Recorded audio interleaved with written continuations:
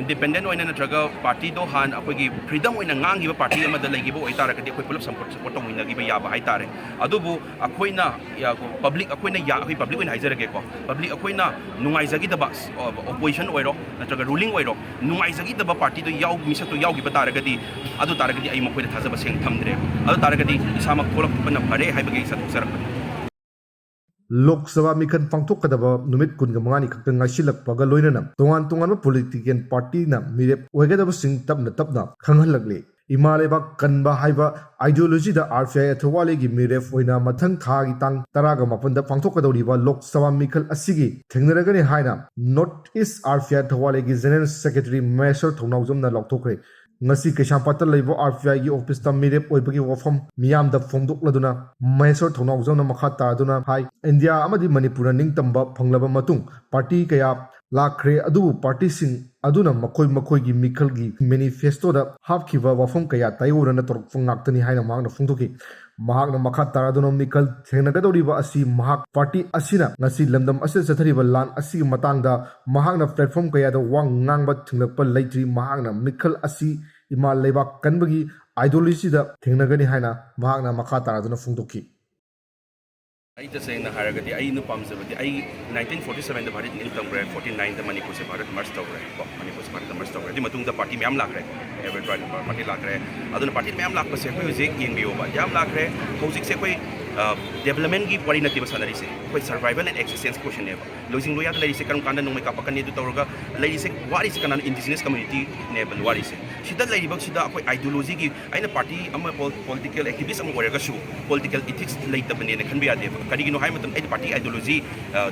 daga directly hai se karigino hai matam da hojiti ideology ama khakoi gatam ni Ema Leibak kanba yellow missing kanba karigino hoji hingadra sigadra hai bagi sa Ema Leibak se lakpa matam sida karigi ideology no aduna hojiti ideology se kaino Ema Leibak kan bidang koi gatam ne koi vision se du khakoi gatam ne men oina hai tar kai development gi simultaneously in tawga ya banga tane ko aduna tasena mamang dagi ai tha ai mamang ai rasiti hojarak pa sai RPI dum hojarak pa ne ai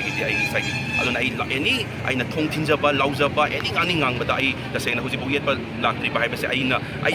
thabak tawba da freedom phang ba du ne ba in pamjari di kadina yesalak ta ba adu nganganu ata nganganu adu thong nanga changjal wi do kai no adu thong thili do kai no adu da tawra di ma saurani ne adu saurani ne harak pa se adu thingak toy oraga di ai vote lep trasu yae aduna aina kwadi yenga isi amatang ne vote mai pak padu dang na te bai pandam di vote mai pa amatung da ready 1 2 3 go na changi badu ne adu chang badu da aina any irei chagi damak ta yellow mi gi damak ta Ema Leibak gi damak ta achumba ngak pa tawrak pa senduk na ba tawrak matam da likun changa ga tawrak matam da any thabam chang di yen pirak ta badu ne ai yelak ta bari yeng bani ai tha trama thoi se ai gi RPI se yauraga ai party tok tri myam khangbi ramani se secretary RPI wajari aina ngange tawre ai changjale ai yelak pra yeng bani ai phone tawrak pra yeng bani aungtang phone tawrak matam da ai nungai ta bado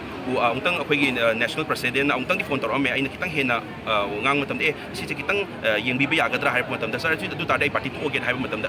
ngangon hai re adun takpadi aina thabak taw matam da ain thong thinba matam da achumba kitang tawrak matam da ai part akhoi lai ba RPI na yela aroi hai ba se aduna ai aduda ai ngon da power hai tare aduna aina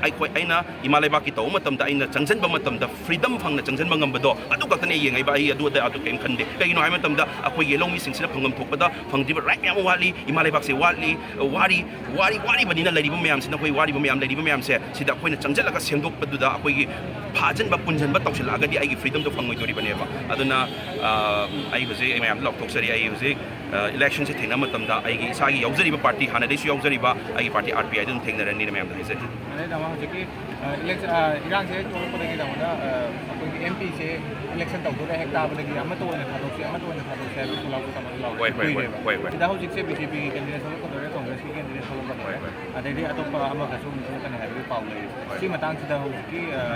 tamana lau ni ko tu ga contradict na la era si sida hoje ko ra kada vote ki figure se ai tasena ai hoje pogi we nai ai kram ta hai sake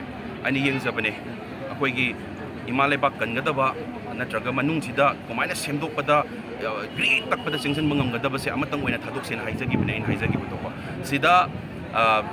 independent oina natraga party do han akogi freedom oina ngangiba party amada laigiba oitara kadi akoi pulap support tongina giba yaba haitare adubu akoina ya public akoina ya akoi public oina haizarage ko public akoina nungaizagi daba